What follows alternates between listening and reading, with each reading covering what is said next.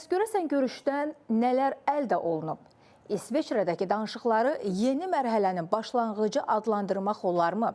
Bütün bu görüşdən gözləntiləri hazırda bizimlə birbaşa bağlantıda olan politoloq Rəşad Bayramovla müzakirə eləyəcəyik. Rəşad müəllim, salamlayıram sizi. Sabahınız xeyirli olsun.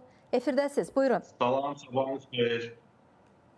Buyurun Rəşad müəllim, görüşlə bağlı fikirlərinizi öyrənmək istəyərdik. Zəhmət olmasa şərhinizi eşidək. Vasitələrin, yəni həm Qətər, həm Pakistanın, o cümlədən də İran tərəfinin belə deyək bəyanatlarından görsənən odur ki, görüş belə demək mümkünsə konstruktiv əhval-ruhiyyədə keçir. Təbii ki, gərginliklər var idi, xüsusən də görüş başlayan ərəfədə Amerika Birləşmiş Ştatları prezidentinin İranı təhdid edən bəyanatları və müvafiq olaraq bu istiqamətdə özünün Twitter hesabında paylaşımları nəticə etibarilə görüşdə gərginliyi artırdı və qeyd etdiyiniz kimi görüşü İran nümayəndə heyəti faktiki olaraq yarımçıq tərk etdi.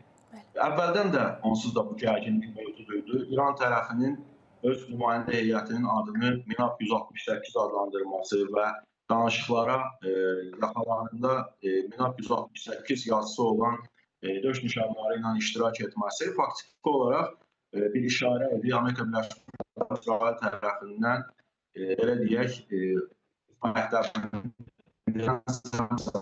həyatını itirən həmin o uşaq, yəni 168 nəfər şagirdin xatirəsində işarə idi.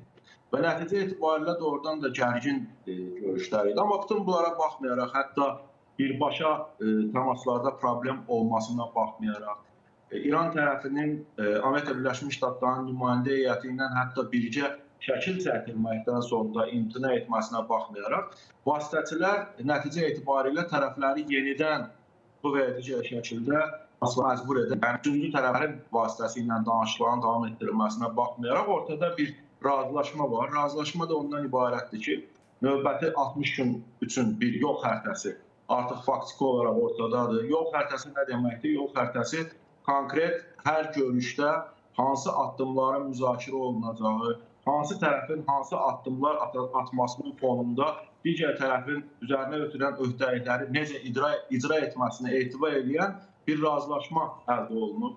Qeyd olunduğu kimi bir sıra həvəsləndirici belə deyək, razılaşmalar da var. Bura İran tərəfinin dondurulmuş aktivlərə çıxış imkanının təmin olunması, sanksiyaların qismən yumşaldılması, İranın bərpası istiqamətində yaradılacaq fonddan istifadə və s.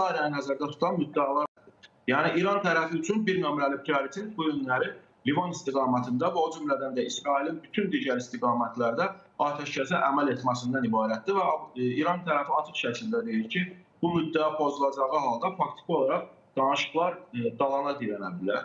Növbəti razılaşma Hörmüzlə bağlı razılaşmadır. Biz bilirik ki, 17-sində imzalanan anlaşma memorandumunun 5-ci maddəsi Hörmüz boğazında fəaliyyətin dərhal açılmasını, amma indi Amerika Birləşmiş Ştatları tərəfinin davamlı olaraq dediyi hər hansı bir ödəniş olmadan fəaliyyətin həyata keçirilməsi həmin o anlaşma memorandumunda da 60 gün ərzində nəzərdə tutulur. Yəni Hörmüzün növbəti mərhələdə necə fəaliyyət göstərəcəyi, Hörmüzün statusu və digər məsələlər bu 60 günlük danışıqlar prosesində müzakirə olunacaq və ən prinsipial məsələ təbii ki, nüvə ilə bağlı olan məsələdir ki, o ümumiyyətlə birinci görüşdə hər hansı bir şəkildə, belə deyək, geniş şəkildə müzakirə olunmuyor və bunun növbəti danışıqlarda artıq müzakirə olunacağı, amma o mərhələyə çatana qədər əvvəl qeyd olunan müddəalarla bağlı həm Amerika Birləşmiş Ştatları tərəfinin, həm də İran tərəfinin üzərinə düşən öhdəlikləri icra etməsi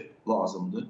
Doğrudan da çox həssas bir dövrdür və 60 günün həddən artıq ağır keçəcəyi də proqnozlaşdırılandır. Xüsusən də nəzərə alsaq ki, İran tərəfi bu danışıqları ən vacib məsələ üçün, özü üçün prioritet elan etdiyi Livan istiqamətində hücumların dayandırılmasına belə deyək, bağlayır. O baxımdan İsrailin burada bundan sonra atacağı addımlar növbəti görüşlər və əldə olan razılaşmanın icrası istiqamətində olduqca mühüm olacaq.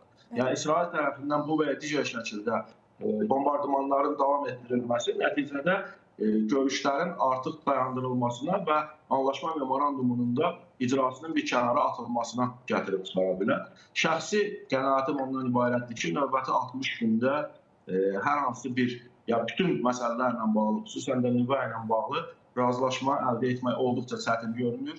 Biz birinci ABŞ, İsrail, ABŞ-la İran arasında birinci nüvə sazişinə də baxdıqda görürük ki, proses aylarla davam etmişdi. O baxımdan düşünürəm ki, indi də 60 gün son gün demək olmayacaq. Yəqin ki, bunun artırılması istiqamətində də tərəflər növbəti mərhələdə qərarlar qəbul edəcəklər. Deməli, Rəşad müəllim, belə nəticəyə gəlmək olar ki, bu görüş yeni mərhələnin başlanğıcı adlandıra bilərik sizin fikrinizcə, yoxsa həqiqətənmi 60 gün ağır keçəcək? Təbii ki, yeni mərhələnin başlanğıcıdır və yeni mərhələ də özündə artıq 60 gün müddətində tərəflərin doğrudan da bir-birinə qarşı etimadı ilk növbədə formalaşdırılmasını etibar edir. Bu gün tərəflər arasında ümumiyyətlə etimad 0 dərəcəsindədir.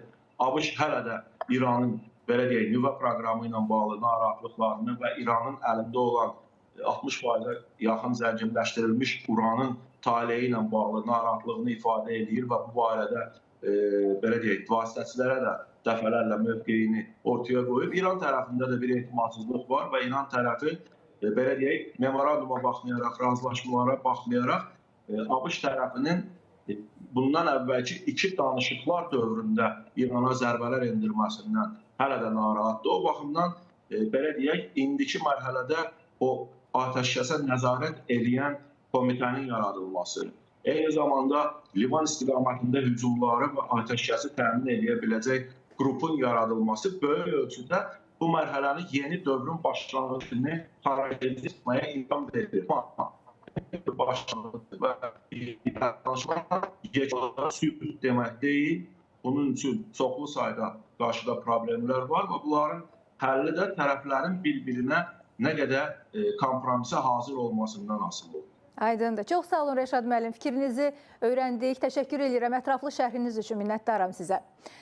Dəyərli tamaşaçılarımız, bir daha xatırladım ki, bizimlə birbaşa bağlantıda politoloq Rəşad Bayramov